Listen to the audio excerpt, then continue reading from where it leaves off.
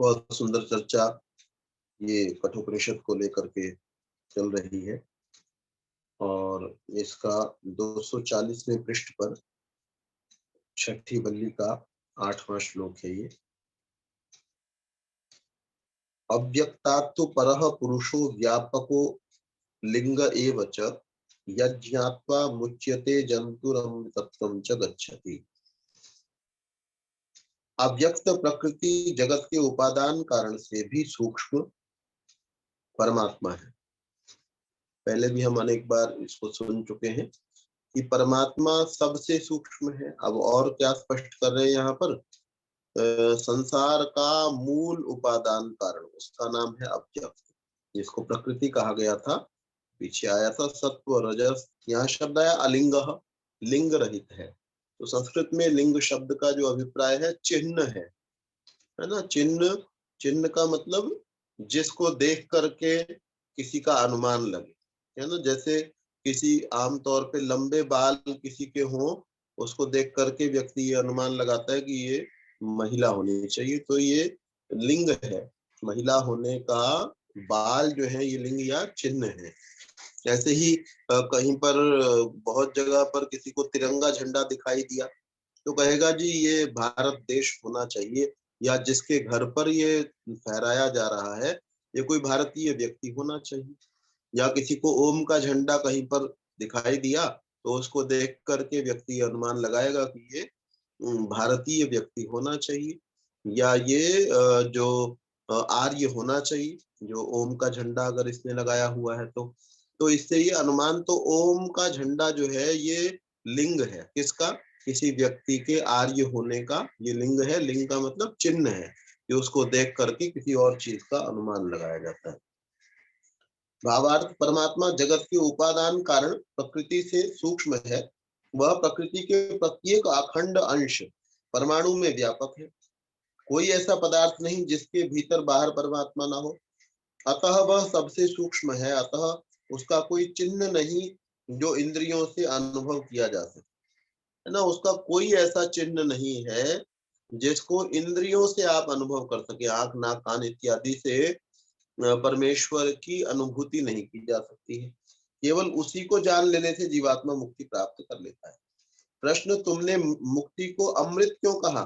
तुम तो मुक्ति से पुनरावृत्ति, वापस लौटना मानते हो, तो अमृत क्यों कहते हो इसको?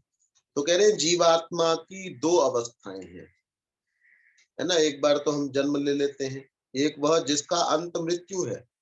पहली अवस्था है जीवात्मा कब कुछ करने के लायक होता है, जब वो शरीर के अंदर प्रविष्ट होता है ना। शरीर जब उसको मिलता है तो क्या कहते हैं, जीवात्मा और शरीर के संयोग को हम क्या कहते हैं कि जन्म हो गया, है ना। जो जन्म होता है, कोई शरीर जब एक जीवात्मा के लिए नियत हो जाता है, उनका संयोग जब हो जाता है, तब हम कहते हैं कि ये बच्चे का जन्म हुआ। तो एक आरंभ तो है, जन्म से आरंभ हो रहा है, और इसका जो अंत होगा ये मृत्यु से होगा।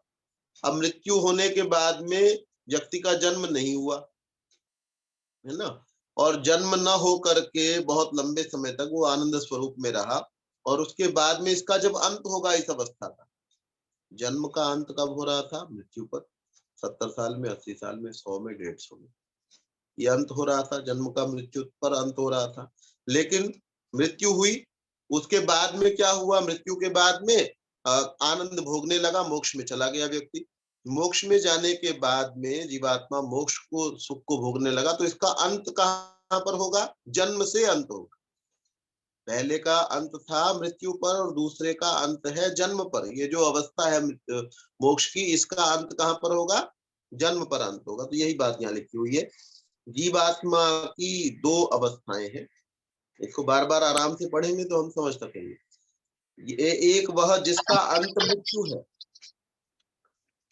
अर्थात पुनर्जन्म के कारण शरीरों में आना। दूसरी वह जिसका अंत जन्म है, मृत्यु नहीं, जिसको अमृत कहा जाता है। अर्थात जिस दिशा में शरीर के बिना अंदर रहने वाले परमात्मा से आनंद प्राप्त किया जाता है, इसको मुक्ति भी कहते हैं। यदि मुक्ति में शरीर होता तो इसका अंत मृत्यु होता, क्योंकि मुक्ति में भौतिक शरीर नहीं होता, जिसके पृथक होने का नाम मृत्यु रखे, अतः उसका नाम अमृत रखा गया। प्रश्न, अनेक जन मुक्ति से पुनरावृत्ति नहीं मानते, वे कहते हैं कि वह मुक्ति ही क्या जिससे लौटना हो। उत्तर, मुक्ति का अर्थ छूटना है, छूटता वह है जो पहले बंधा हो। बंधन का अर्थ बंधना है, बंधता वह है जो मुक्त हो। ये शब्द ही बतला रहे हैं कि मुक्त जो है वो बंधेगा। यदि मुक्त का बंधन न माना जाए तो बंधन का को स्वाभाविक मानना पड़ेगा, फिर मुक्ति का होना असंभव हो जाएगा। अतः जो लोग मुक्ति से पुनरावृत्ति नहीं मानते, उन्होंने इस सिद्धांत पर विचार ही नहीं किया। शंकराचार्य जी आदि तो मुक्ति से पुनरावृत्ति मानते हैं। छांदोग्य उपनिषद के अंतिम वचन न च पुनरावर्तते, ये ना एक वाक्य है, न च पुनरावर्तते, और ये छांदोग्य उपनिषद का जैसे नीचे आया, इसका अर्थ होता है कि वापस नहीं लौटता है। बड़ा सीधा स्पष्ट अर्थ है, तो उसका स्पष्टीकरण दे रहे हैं। भाई जब वापस नहीं लौटता है ये कहा हुआ है, फिर आप क्यों ऐसा कहते हो कि मुक्ति से भी वापस आना हो। तो ने के श्री शंकराचार्य कृत भाष्य पर टीका करते हुए उनके शिष्य स्वामी आनंद गिरी ने लिखा है। इसका अर्थ है कि इस कल्प में नहीं लौटते हैं, है ना। अब एक व्यक्ति जो है सुबह जाता हो, शाम को लौट आता हो, है ना। कोई व्यक्ति, कोई बच्चे का पिता है, बच्चे की माँ है, सुबह जाती हो कोई काम करने, शाम को लौट आती है। तो एक दिन वो चली गई और बच्चा जो है ना, बच्चे ने पूछा माँ कब आएगी, कह लगे अब नहीं आती, अब तो चली गई माँ। तो अब नहीं आती का ये मतलब है जो रोज शाम को आ जाया करती थी, वो आज शाम को वैसे नहीं आने वाली। जैसे प्रतिदिन शाम को तुमको घर में मिल जाया करती थी, आज शाम को वैसे नहीं मिलने वाली। आज नहीं लौटना है। आज शब्द नहीं बोलेगा आदमी, कि बोले कहाँ गई, कि चली गई, आई कि नहीं आई, कि अब नहीं आने वाली है। बाकी क्या बोला, अब नहीं आने वाली है। लेकिन ऐसा नहीं है कि उसने 10 साल बाद भी नहीं आना।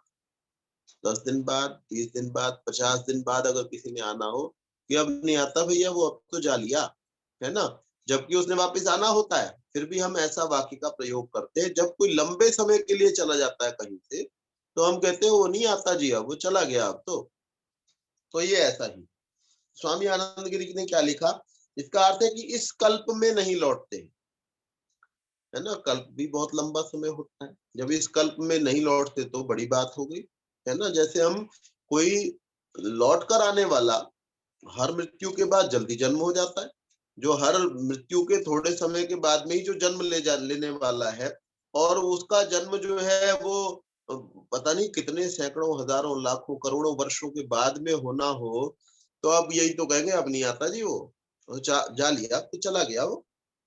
अभिप्राय यह है कि दूसरे कल्प में अवश्य लौटते हैं। यह बात है भी उचित, क्योंकि मुक्ति की अवधि एक कल्प है। जो लोग जीव ब्रह्म का अभेद मानते हैं, उनका कथन है कि अविद्या के कारण ब्रह्म अपने आप को जीव मान बैठता है, यह उसका बंधन है। अर्थात अविद्या के कारण ब्रह्म बंधन में आता है। ब्रह्म तो मुक्त है, ब्रह्म का बंधन में आना अर्थ हुआ मुक्त ब्रह्म का बंधन में आना। मुक्त का बंधन में आना पुनरावृत्ति है। अतः शंकराचार्य आदि का सिद्धांत ठहर ही नहीं सकता यदि वे मुक्ति से पुनरावृत्ति न माने। थोड़ा सा और विचार कीजिए, मुक्ति यदि अभाव पदार्थ है तब तो उससे वापसी का कोई अर्थ नहीं, क्योंकि अभाव प्रध्वंसा भाव का आदि तो होता है, अंत नहीं होता। किंतु ऐसा भाव पदार्थ कोई भी नहीं जिसका आदि हो और अंत न हो। मुक्ति दुख ध्वंस पूर्वक ब्रह्मानंद की प्राप्ति को कहते हैं। अर्थात मुक्ति भाव पदार्थ है, अभाव नहीं है। अतः इसका आदि होने से अंत भी अवश्य होगा। मुक्ति का अंत होने पर मुक्त जीव फिर शरीर धारण करते हैं। 9वां श्लोक है, न सन्दृशे तिष्ठति रूपमस्य न चक्षुषा पश्यति कश्चनैनम् हृदा मनीषा मनसाभिक्लृप्तो य एतद्विदुरमृतास्ते भवन्ति। न सन्दृशे तिष्ठति रूपमस्य न चक्षुषा पश्यति कश्चनैनम् हृदा मनीषा मनसाभिक्लृप्तो य एतद्विदुरमृतास्ते भवन्ति।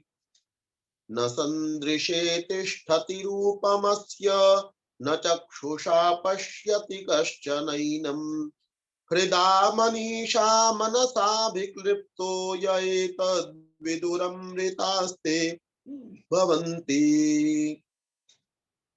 पदार्थ नहीं सामने ठहरता रूप आकार इस ब्रह्म का, नहीं आंख से देखता है कोई इस ब्रह्म को, हृदय से बुद्धि रूप सत्यासत्य का विचार करने वाली शक्ति में सर्वत्र और सब ओर से प्रकाश करने वाला परमात्मा जाना जा सकता है।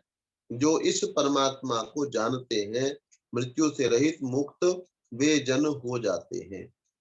किसी मनुष्य की आंखों के सामने उस परमात्मा का कोई रंग रूप आकार प्रकार दृष्टिगोचर नहीं होता, अतः आंखों से कोई मनुष्य उसको नहीं देख सकता। आंख उस वस्तु को देख सकती है जिसमें रूप हो, रूप रहित किसी वस्तु को आकार नहीं देख सकती है। यदि परमात्मा रूप रहित है तो वह किस प्रकार जाना जाता है, इसका समाधान करते हैं। यदा पंचावतिष्ठन्ते ज्ञानानि मनसा सह बुद्धिश्च न विचेष्टते तामाहुः परमां गतिम्। यदा पंचावतिष्ठन्ते ज्ञानानि मनसा सह बुद्धिश्च न विचेष्टते तामाहुः परमां गतिम्।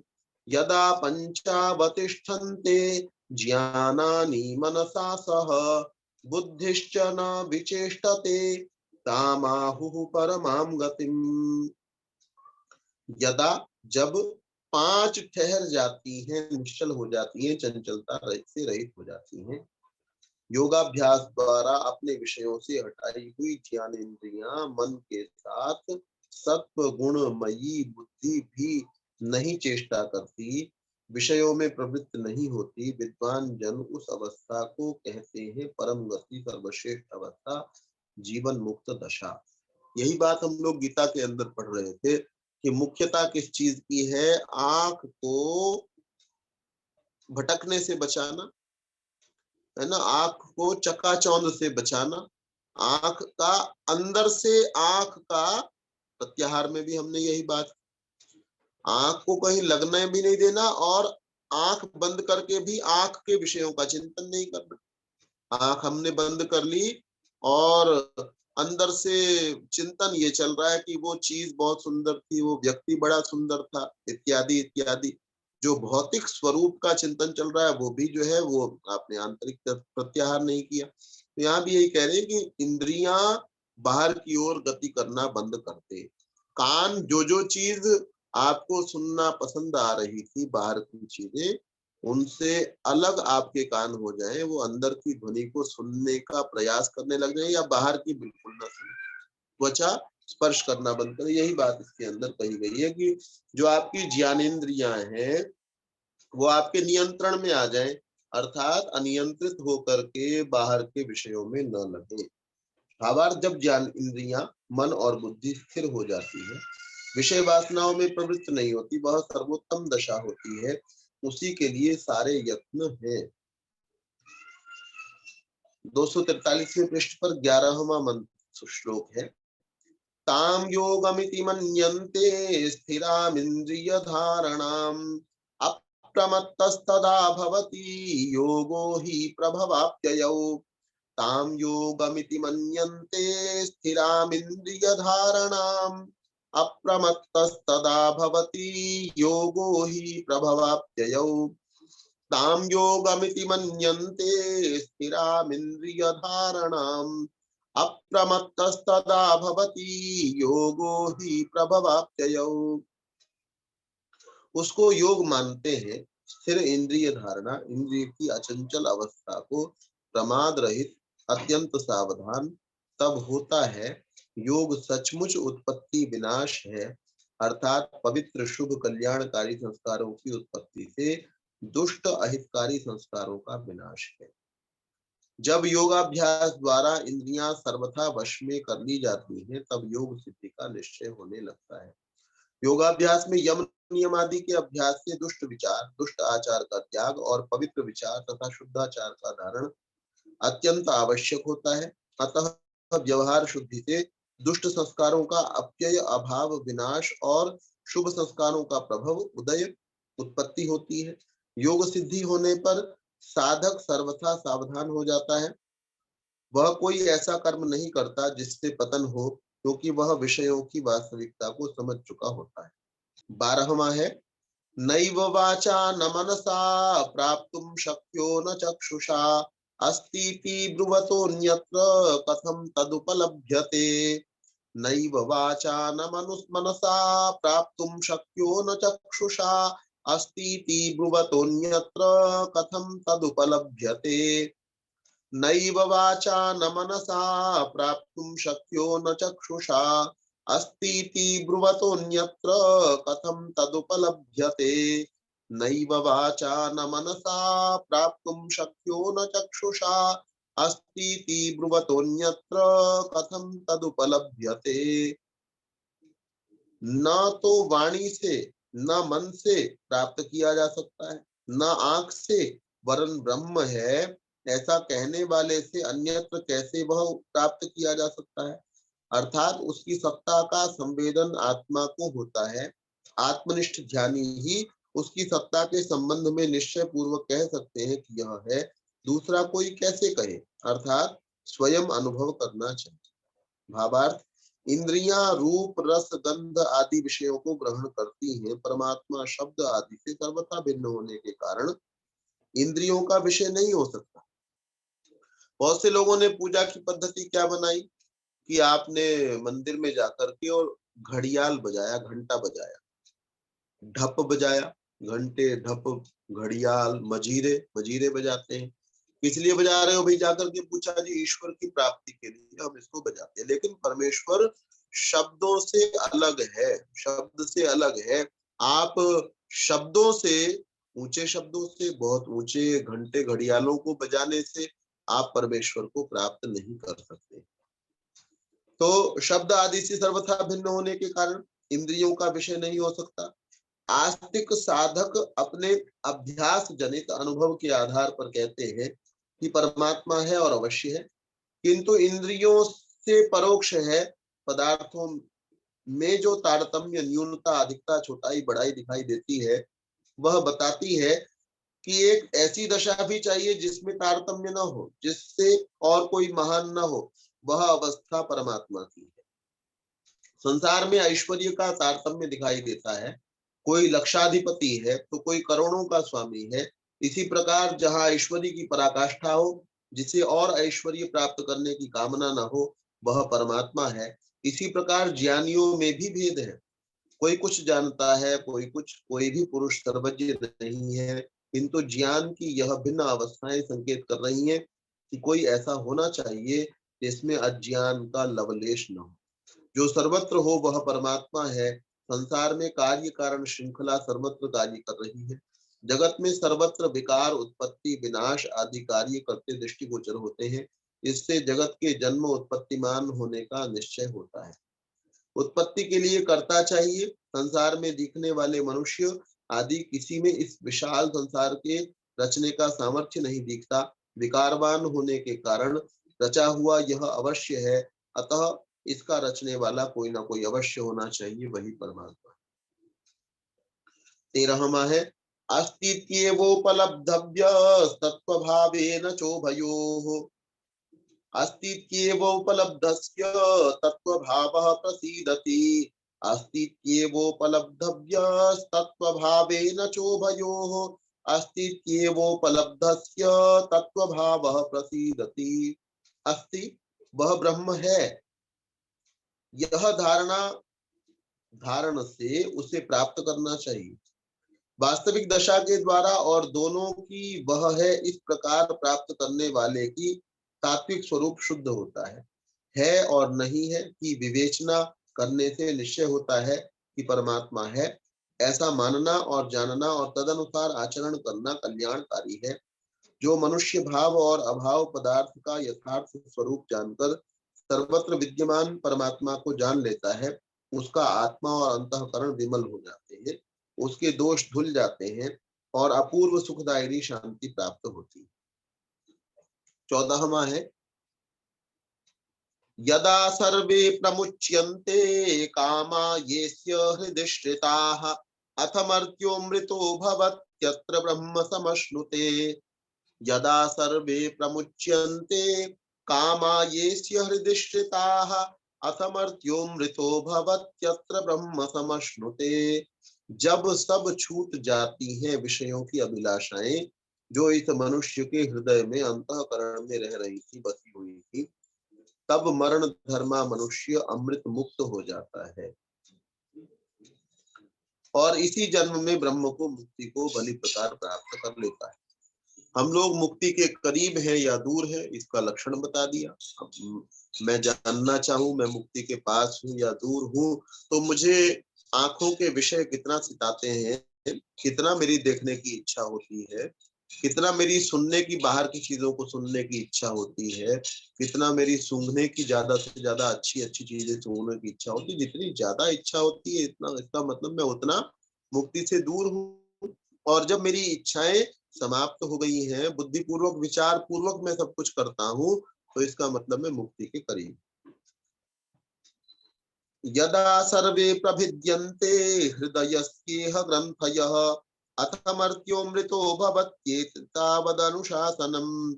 यदा सर्वे प्रभिद्यन्ते हृदयस्येह ग्रन्थयः अथमर्त्यो मृतो भवत्येतावदनुशासनम्।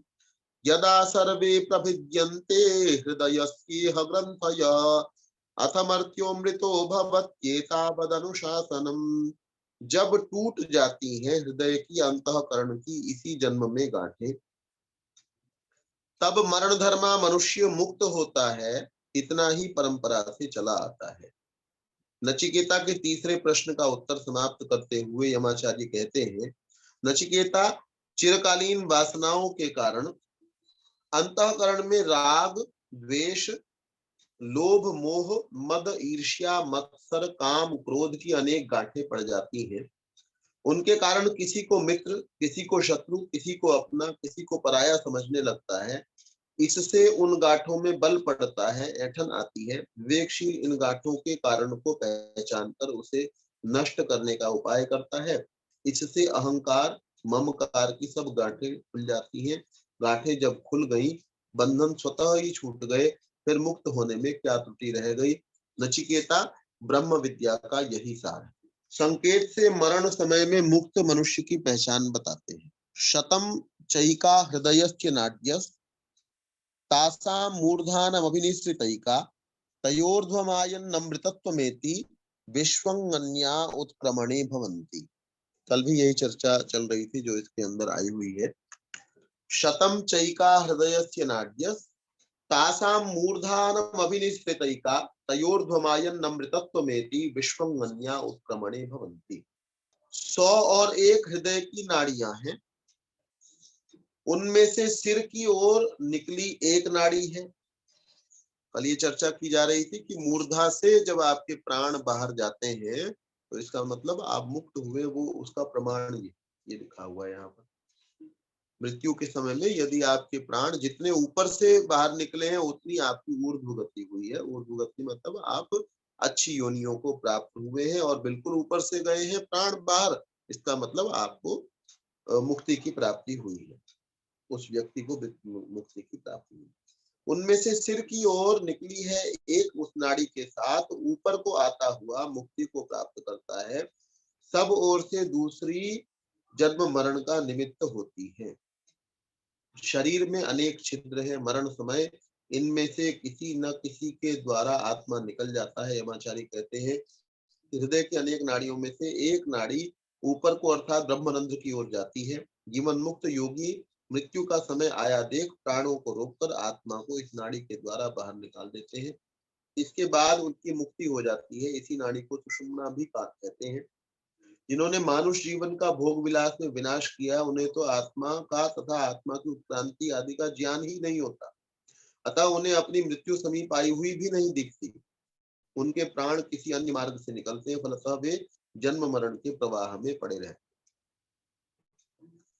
17वां है, अंगुष्ठ मात्र पुरुषोन्तरात्मा सदा जनानां हृदये सन्निविष्टः त्वं तं स्वाच्तां तं शरीरात् प्रबृहेन्मुञ्जादिवेशिकां धैर्येण विद्याच्छुक्रममृतं तं विद्याच्छुक्रममृतमिति।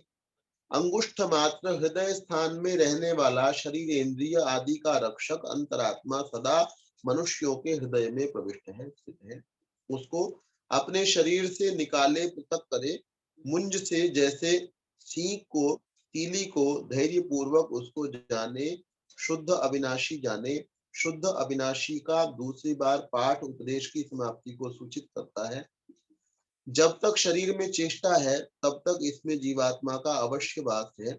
इसका स्थान बहुत छोटा है, हृदयाकाश मात्र। चिरकाल की वासनाओं के कारण इसे शरीर से मोह हो गया है। अज्ञान के कारण शरीर के नाश को अपना नाश मानता है। सच पूछो तो यह शरीर बहुत बड़ा बंधन है।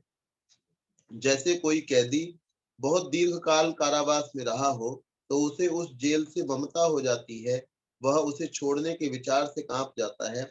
यही अवस्था चिरकाल से शरीर कारावास में रहने से जीवात्मा की हो गई है। हमारा शरीर में रहने का बड़ा मन करता है, मृत्यु की इच्छा व्यक्ति नहीं करता, तो उसका कारण यहाँ बताया गया है।